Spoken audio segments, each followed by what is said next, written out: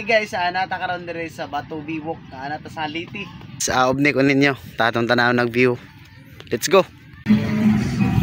Yo, what's up guys? Nata karon diri daplin sa dagat.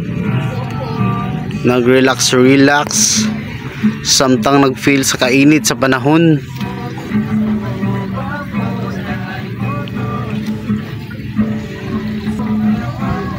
Hindot kayo clouds. Perfect kayo na yung kuan ba? Tambay-tambayan. So yun mga pre.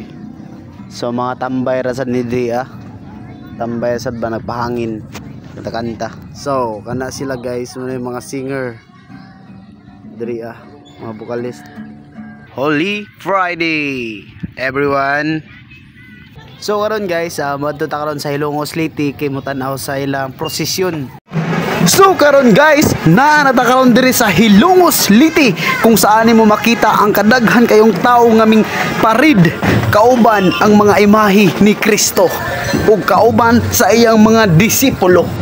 Ug uban ko ninyo diri kung unsa ang atong masinati diri karon.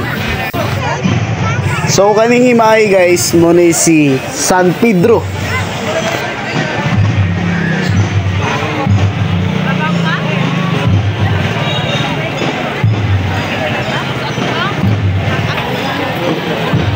So inani kadaghang tao ang ming attend diri sa prosesyon sa atong gitawag nila og sa ulog sa kamatayon sa Ginoo.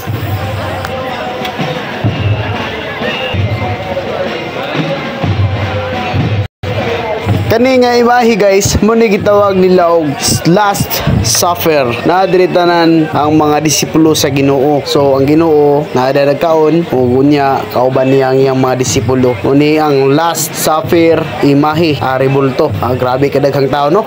Don't forget to follow this page mga ka-idol.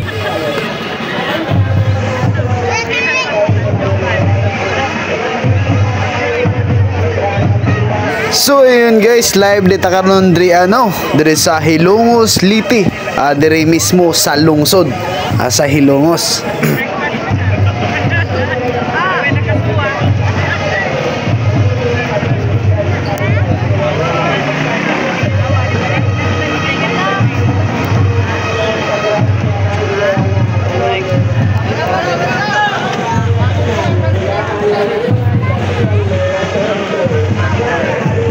Babalitan Napid TV, pila na lang ka oras makita po nato diri ang pinakadaghang balinsayaw diri ra pod makita nato diri guys nga balindaghan na kayong balinsayaw kung tawagin diri sa Bisaya. Ug mo to atong video karon guys. Ayaw itan mo kalimot og pag-follow.